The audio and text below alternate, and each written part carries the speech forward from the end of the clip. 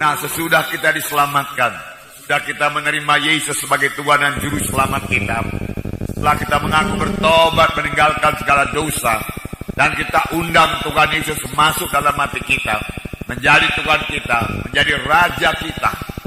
Saudara, kita juga harus hidup bersama-sama dengan Yesus. Kita tidak hidup sendiri lagi, kita tidak berjalan sendiri, tetapi kita hidup bersekutu dengan Tuhan Yesus. Yesuslah kehidupan kita. Biarlah kehidupan daripada Tuhan terus mengalir kepada kita. Saudara, sesudah selamat, persekutuan tiap-tiap anak-anak Tuhan harus bertambah intim dengan Tuhan. Tiap-tiap anak Tuhan harus tiap-tiap hari bersekutu dengan Tuhan. Tiap-tiap anak Tuhan harus selalu merasakan kehadiran Tuhan. Tuhan yang kita sembah itu Tuhan yang hidup. Kita harus selalu merasakannya di dalam hidup kita sehari-hari. Satu persekutuan yang terus-menerus, satu persekutuan yang berkesinambungan, di mana pimpinan Tuhan berlaku atas kita, di mana kita mendengar suara Tuhan dan mematuhi suara Tuhan dalam hidup kita. Benarlah seperti yang dikatakan oleh Yohanes, bahwasanya persekutuan kita dengan Tuhan Yesus begitulah eratnya, begitulah intimnya, sampai dikatakannya sama seperti carang dengan batang anggur.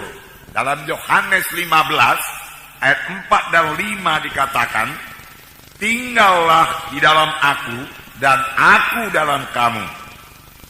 Sama seperti ranting tidak dapat berbuah dari dirinya sendiri kalau ia tidak tinggal pada pokok anggur, demikian juga kamu tidak berbuah jikalau kamu tidak tinggal dalam aku. Tuhan Yesus berkata kita harus tinggal dalam Dia. Yesus tinggal dalam kita tinggal dalam Yesus.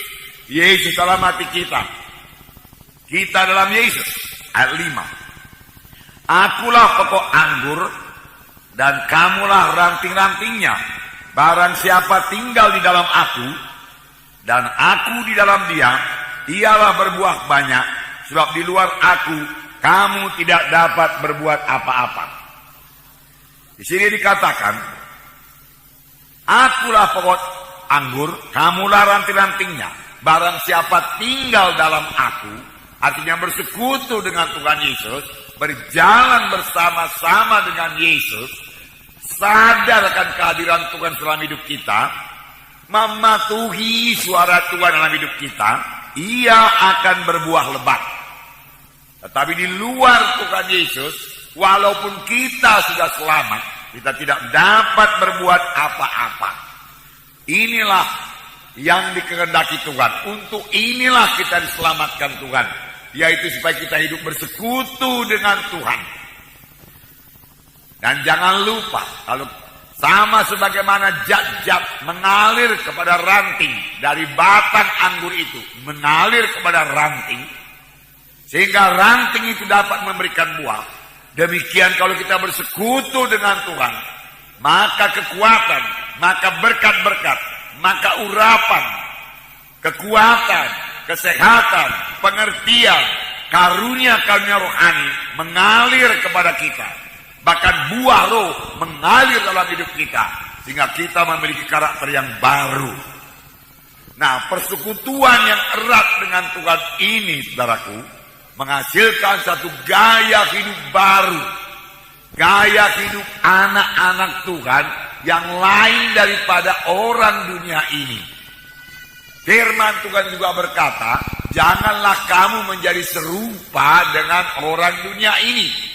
Hidup kita harus lain daripada hidup orang dunia ini. Bisakah kita tidak berbuat dosa? Jawabannya bisa.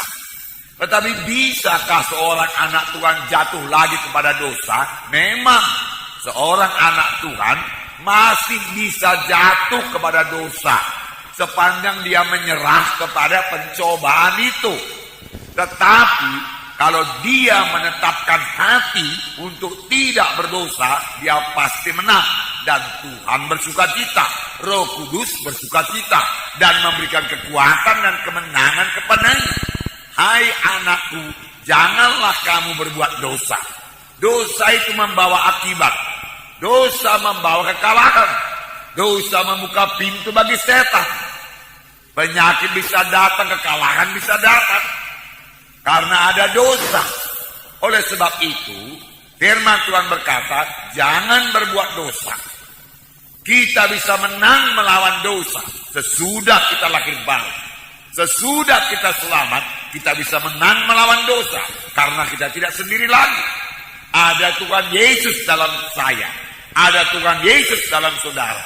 Dengan Yesus dalam saudara, saudara bisa menang terhadap dosa.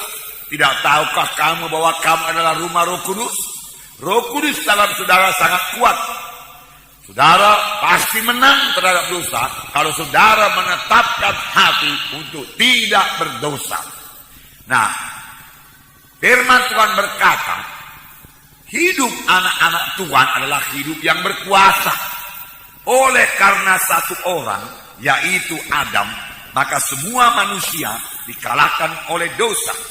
Tetapi lebih benar lagi, oleh karena satu orang, yaitu Tuhan Yesus Kristus, kita akan hidup dan berkuasa. Oleh karena satu orang itu, yaitu Yesus Kristus. Adam membawa kita menjadi hamba dosa. Tetapi Tuhan Yesus membawa kita menjadi hamba kebenaran. Jadi tidak perlu jatuh lagi kepada dosa. Jalannya tidak ada lain yaitu bertobat, menyesal, bertobat, kembali kepada jalan Tuhan dan mengaku dosa itu kepada Tuhan. Maka firman Tuhan dalam 1 Yohanes pasal 1 ayat 9 yang berkata, jikalau kita mengaku dosa kita, maka Allah itu setia dan adil, maka Dia akan menyucikan kita dari segala dosa. Maka darahnya akan menyucikan kita dari segala kejahatan, dari segala dosa.